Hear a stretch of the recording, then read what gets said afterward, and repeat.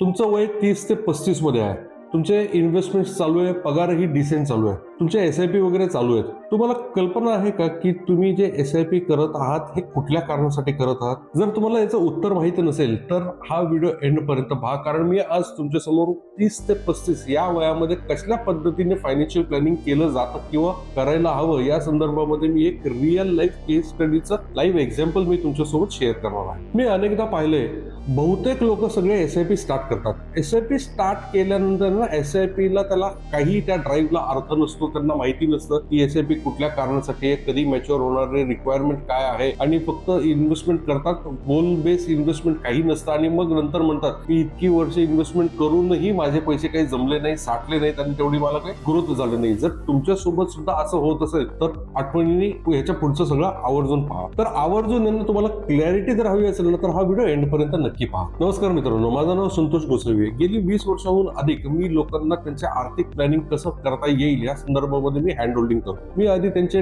Date analysis करतो, त्याच्यामध्ये मी त्यांचे EMI पाहतो, EMI मध्ये काय काय लिकेजेस आहेत हे आयडेंटिफाय करून त्यांचे EMI कसे कमी करता येतील याचं सोल्युशन देतो, आणि नंतर मी त्यांना एक वेल्थ क्रिएशन पर्सनलाइज्ड ब्लूप्रिंट बनवून देतो. तुम्हाला सुद्धा जर माझ्याकडून पर्सनलाइज्ड डिस्कशन करून तुमचं ऑडिट करून घ्यायचं असेल तर मी त्याच्यासाठी पण तुम्हाला एक ऑफर देईन. एंड पर्यंत नक्की व्हिडिओ पहा. चला तर आता ना आपण एक रिअल लाईफ केस पाहू. आम्ही कशा पद्धतीने लोकांचे इश्यूज, गोल्स मॅप करतो, इश्यूज सॉल्व्ह करतो, आणि डायरेक्शन देऊन गोल बेस्ड प्लॅनिंग कुठल्या पद्धतीने केलं जातं. आता माझं एक क्लायंट आहे, त्यांचं वय आहे 32 आणि त्यांचं इन्कम जे आहे ते 1,20,000 रुपये. मॅरिड आहेत, एक मुलगा आहे ज्याचं वय 2 वर्ष आहे, होम लोन आहे, कार लोन आहे, क्रेडिट कार्डचे काही पैसे. होम लोन साठी ते भरतात 28,000 रुपये, कार लोन साठी भरतात 12,000 रुपये, क्रेडिट कार्ड साठी भरतात दर महिन्याला 6,000 रुपये मिनिमम ड्यू, असा टोटल EMI त्यांचा जातो 46,000 रुपये. आणि त्याच्याबरोबर त्यांची SIP पण चालू आहे, जी SIP आहे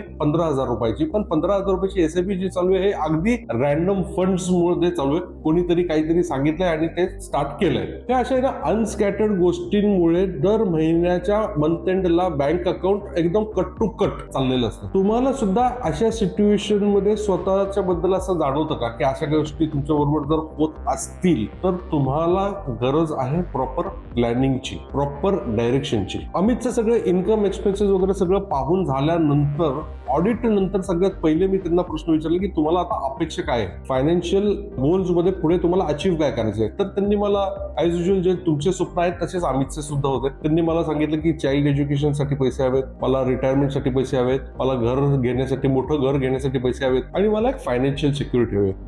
मित्रांनो, हे गोल्स आहेत ना, हे फायनान्शियल गोल्स म्हणता येत नाहीत, हे सगळे त्यांचे विश होते.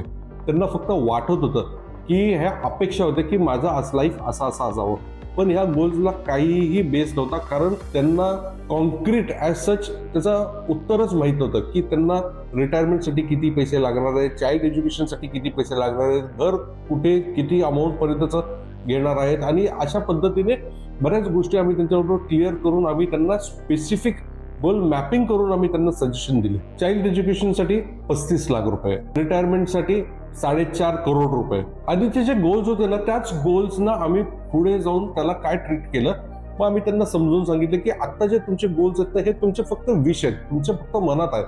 या गोल्सना आपल्याला जर प्रॉपर अचीव्ह करायचे असेल तर आपल्याला याची फ्युचर व्हॅल्यू कॅल्क्युलेट करायला लागेल. आणि फ्युचर व्हॅल्यूच्या हिशोबाने ज्यावेळेस आम्ही कॅल्क्युलेशन केलं त्यावेळेस आम्हाला कळालं की त्यांना आजच्या कॉस्टच्या हिशोबाने त्यांच्या मुलाच्या हायर एज्युकेशनसाठी लागणारा जो खर्च आहे हा आहे साधारण 35 लाख रुपये. आता हा 35 लाखाचा जो खर्च आहे हा 15 वर्षांमध्ये आम्हाला अचीव्ह करायचा होता त्यांच्या मुलाच्या हायर एज्युकेशनसाठी. मग त्या पद्धतीने आम्ही त्याची तरतूद केली. त्याच्यानंतर अमितचं जसं वय आता 32 वर्ष आहे, त्या व्यक्तीला आम्ही 60 वर्षांपर्यंत जे लागणारे पैसे आहेत फॉर रिटायरमेंट कॉर्पस या संदर्भामध्ये आम्ही future adjusted, inflation adjusted returns calculation करून दिलं. आणि ह्याच्यामध्ये आमचा निष्कर्ष असा आला की अमितला त्यांच्या वयाच्या 60व्या वर्षी if you wants to sustain the same kind of income, same standard of living, तर त्यांना कमीत कमी 4.5 करोडची गरज आहे. अमितला आम्ही त्याच्यानंतर प्लॅन करून दिलं की त्यांना जर हाऊस त्यांचा अपग्रेड करायचं असेल विच इज 7 years फ्रॉम नाव, म्हणजे आजपासून 7 वर्षानंतर जर करायचं असेल तर त्याची व्हॅल्यू साधारण रेनोव्हेशन वगैरेची धरली तर त्याची आम्ही 25 लाखाची त्यांना तरतूद करून दिली. आणि त्याच्यानंतर मग आम्ही त्यांना सांगितलं की तुम्ही आज अशा सेक्टरमध्ये आहात की जिकडे तुमचा जॉब सिक्युरिटी नाही किंवा काही होऊ शकतं. जर इन केस तुम्हाला जॉबचा काही इश्यू आला किंवा तुमची हेल्थ, जर if your health does not permit you to work, तुम्हाला जर अशक्य झालं पुढे काम करणं, तर तुमच्या पुढचे इन्कमचं काय. म्हणून आम्ही त्यांना एक इमर्जन्सीमध्ये लागणारा, ज्याला आम्ही कंटिन्जन्सी फंड म्हणतो, तो फंड आम्ही त्यांना क्रिएट करायला लावला. तो इन्सिस्ट करायला लावला. तो कसा केला की आम्ही त्यांना इन्सिस्ट केलं की तुमचं आज जे इन्कम आहे ना, कमीत कमी पुढचे 6 महिन्यांपर्यंत तरी तुमच्याकडे ते इन्कम एक बॅकअप म्हणून पाहिजे. म्हणजे उद्या तुमच्या जॉबला जरी काय आलं किंवा काही इश्यू जरी झाला, तर 6 महिन्याची ही जी वेळ आहे, या वेळेमध्ये तुम्ही तुमची लाईफ परत रिस्टार्ट किंवा रिगेन करू शकता. म्हणून आम्ही त्यांना 6 लाख रुपयाचा एक इमर्जन्सी कॉर्पस क्रिएट करण्याचा मार्ग सजेस्ट केला. मित्रांनो, बघितलं का, मी तुम्हाला जस्ट एक बाईट दिला की कुठल्या टाईपमध्ये फायनान्शियल प्लॅनिंगचा विचार केला जातो. मी आज लोकांना विचारतो ना, तुमचा गोल आहे का? आहे. काय गोल आहे? मला पैसे हवेत. किती हवेत? खूप हवेत. घर हवंय. ठीक आहे, चांगली गोष्ट आहे. कसा हवंय? मोठा हवंय. मित्रांनो, हे तुमचे विष आहेत.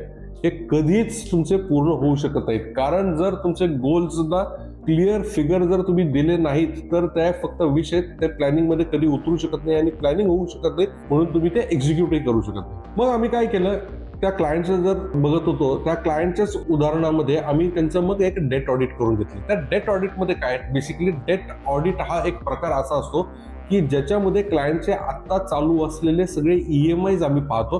त्या EMIs कुठल्या स्वरूपाचे आहेत, त्याला टेन्युअर काय आहे, त्याचा रेट ऑफ इंटरेस्ट काय आहे, कुठून घेतलेला आहे, या संदर्भामध्ये पाहून मग आम्ही त्याच्यामध्ये फाइंड आउट करतो की क्लायंटचे EMI एक्सपोजर जो आहे त्याच्यामध्ये जे लिकेजेस आहेत ते कसे आम्हाला मॅनेज करता येतील. मग अमित बरोबर सगळं बोलून झाल्यानंतर एक गोष्ट लक्षात आली की आम्ही जो EMI भरतोय ना, तर EMI जो आहे तो इन्कमच्या त्यांच्या 38% आसपास आहे. त्यांची जी SIP जाते अमाऊंट इन्व्हेस्टमेंटची, ती अमाऊंट आहे 12% आसपास इन्कमच्या. आणि त्यांचे जे मेजर पैसा जातोय ना, हा क्रेडिट कार्डमध्ये ते मिनिमम ड्यू भरतात. मग आम्हाला लगेच तिथे जाणवलं की हो बाबा, त्यांच्या क्रेडिट कार्डमध्ये जे आहे ती एक अशी गळती आहे जी आता थांबवली नाही तर भविष्यामध्ये खूप मोठा डेंट करू शकतात. मग आम्ही त्याच्यासाठी त्यांना सोल्युशन्स फाइंड आउट करायला सजेशन द्यायला चालू केलं. कारण आहे ना, आम्हाला तिथे जाणवलं की अमितला जर फायनान्शियल प्लॅनिंगचं महत्व समजलं आणि जर अमितला हे सगळ्या गोष्टी समजल्या की काय त्यांच्यासाठी गरजेचं आहे, पण जोपर्यंत अमितकडे एक एक्सपोनेन्शियल इन्कम किंवा ऍडिशनल इन्कम येत नाही इन्व्हेस्टमेंटसाठी, तोपर्यंत अमित कितीही चांगलं वाटलं तरी ते करू शकणार नाही.